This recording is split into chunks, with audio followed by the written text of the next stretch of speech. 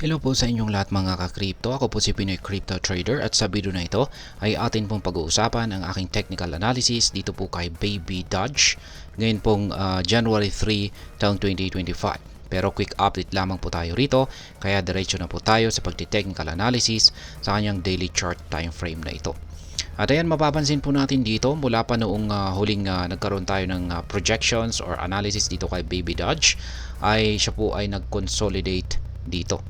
Ayan, dito po sa pagitan ng major resistance natin dito sa 37.66 at saka major support na 28.32.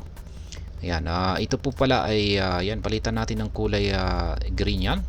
Color coding po natin dito is lahat ng mga kulay green ay nagsisilbing mga resistance. Harang po ito sa ito po yung pumipigil sa pag-angat ng market price. Kapag kulay red naman ay support naman ang mga ito, kung saan ito naman po yung pumipigil sa pagbagsak ng market price.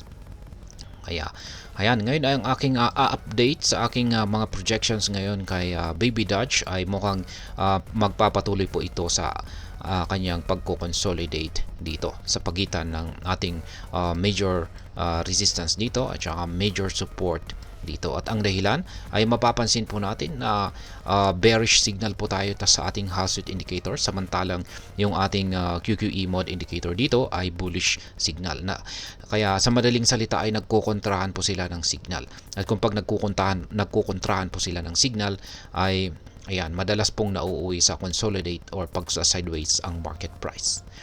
Ngayon ay syempre nandyan pa rin po yung chances na aangat ang market price nitong si Baby Dodge at masasabi kong aangat po ang kanyang market price kung magagawa po niyang basagin yung ating major resistance dito sa 37.66. Pero sa kanyang pag-angat ay babanggain na naman po niya ang sunod na major resistance natin dito sa 44.08. Kailangan po talaga niyang lampasan yung dalawang major resistance natin dito para siya ay makaangat-angat sa mas mataas na price level. Kung saan ay yung sunod po na price resistance natin dito ay isang resistance zone na nasa 56.96 hanggang 60.10.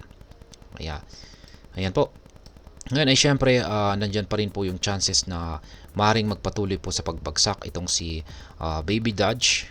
Ayan.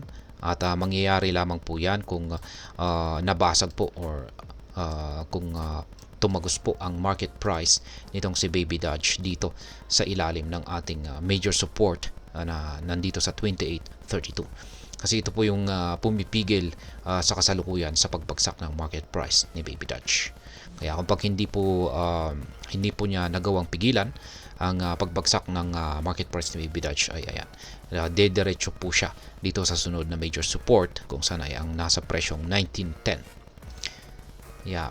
Ayan po ang aking technical analysis update dito po kay Baby Dodge.